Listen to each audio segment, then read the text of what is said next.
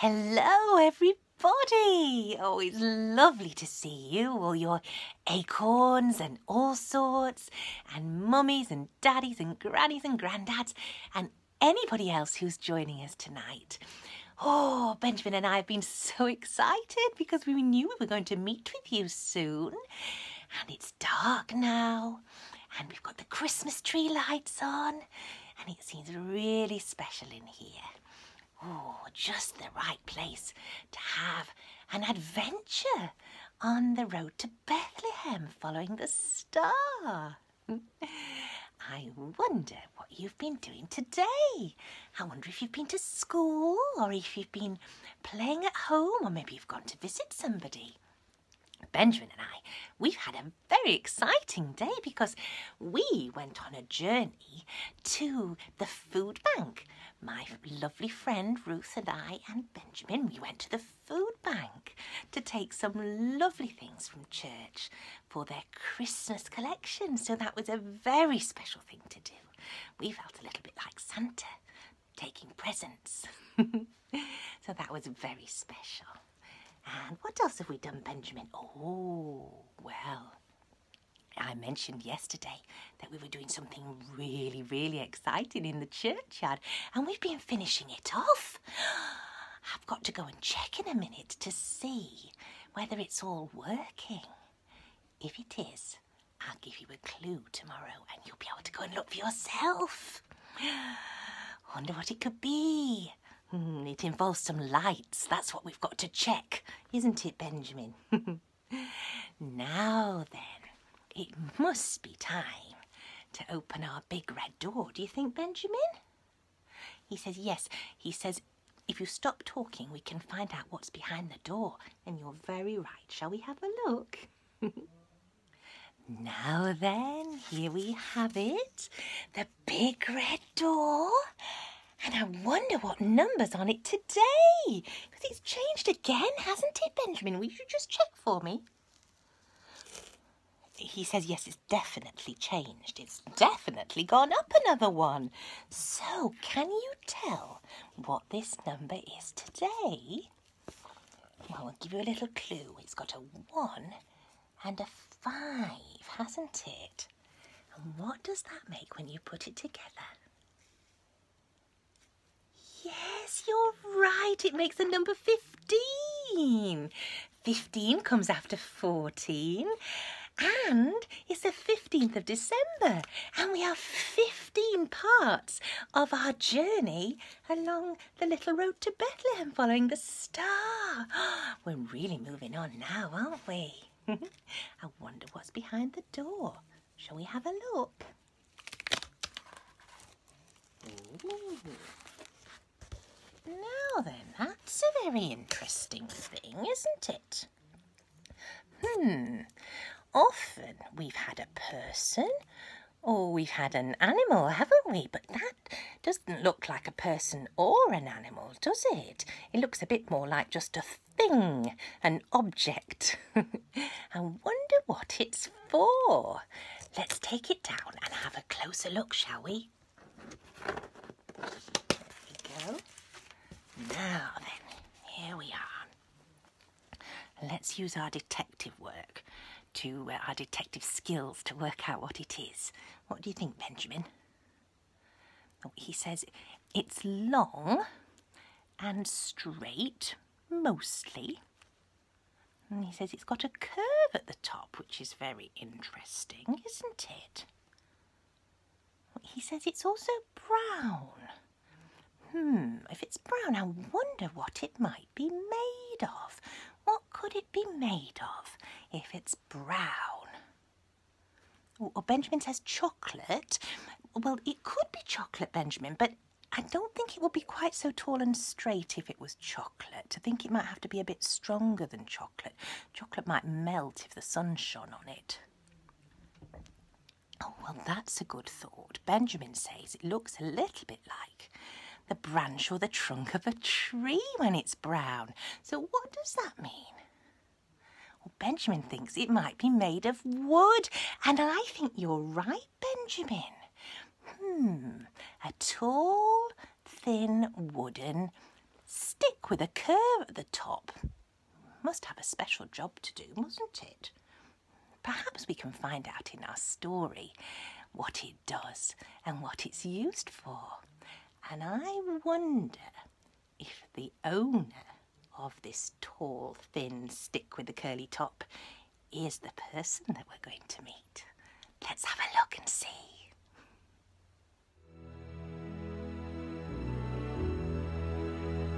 Said the night wind to the little lamb, do you see what I see? Way up in the sky, little lamb, do you see what I see? A star, star, dancing in the night with a tail as big as a kite, with a tail as big as a kite.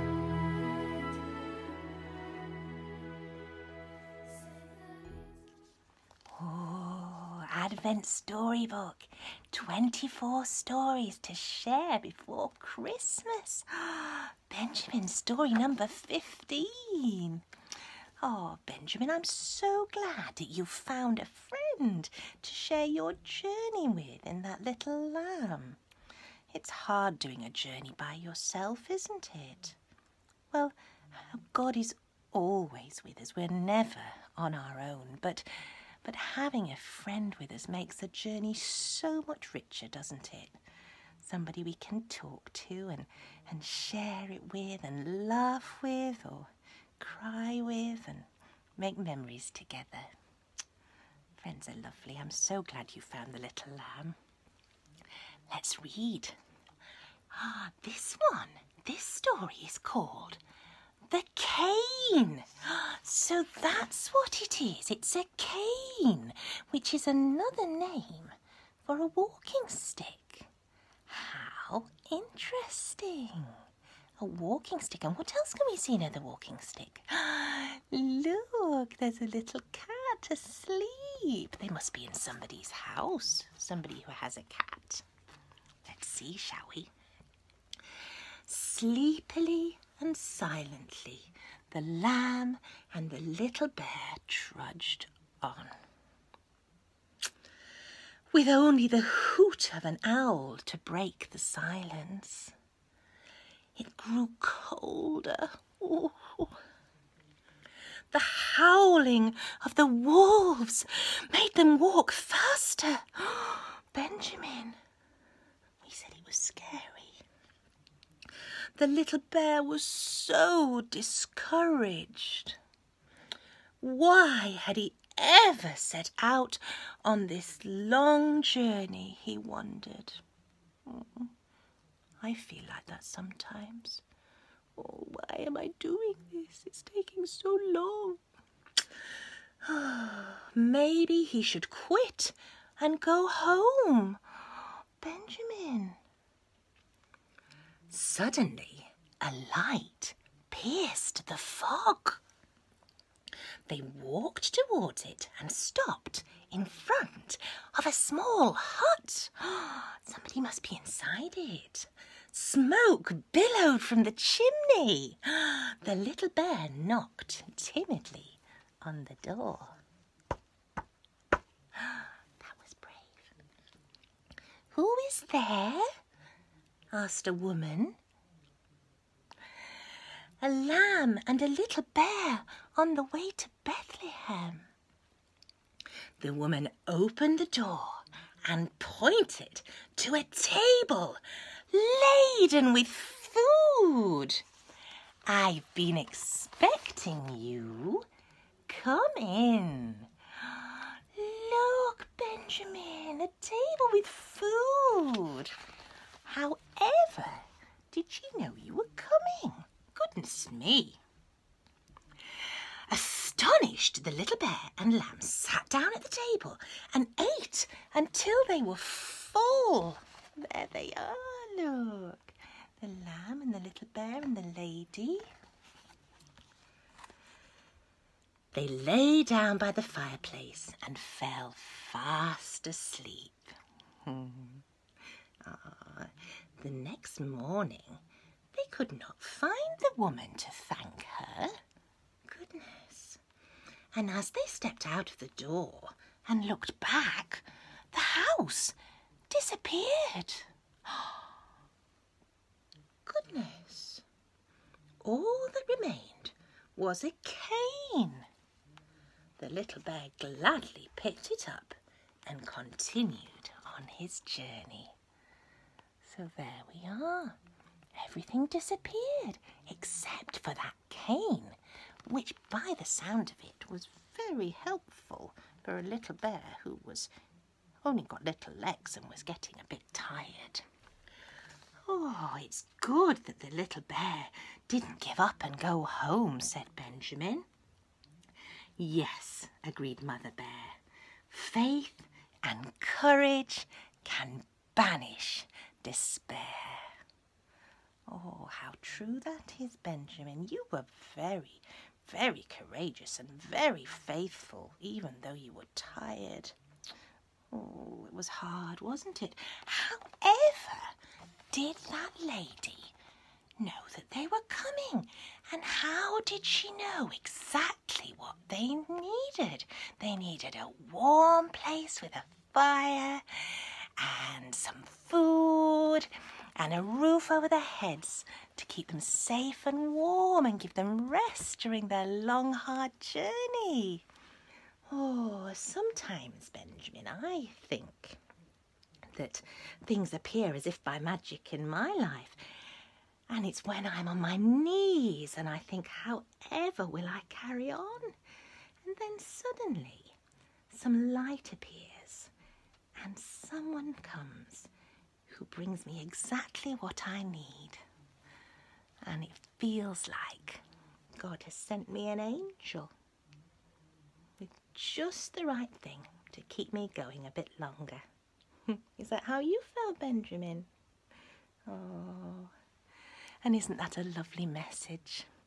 Faith and courage, what important qualities. And sometimes they're both very hard. Sometimes it's hard to have faith when you feel discouraged and despondent. And sometimes it's hard to be brave and have courage. If you're feeling like you haven't got your faith and you haven't got courage, perhaps you can ask God to whisper in your ear and spur you on and fill your heart with desire. And maybe you can ask a friend to come with you on the journey, and that will make it easier, won't it? Well, Benjamin, I think that's the end of our 15th day, and it was lovely, and I cannot wait to see and hear what we're going to meet tomorrow. Do come back and join us, won't you? It's not the same without you. Bye for now. Across the air, the silver sheep bell rang. The lambs are coming home, sweet Mary sang. Your star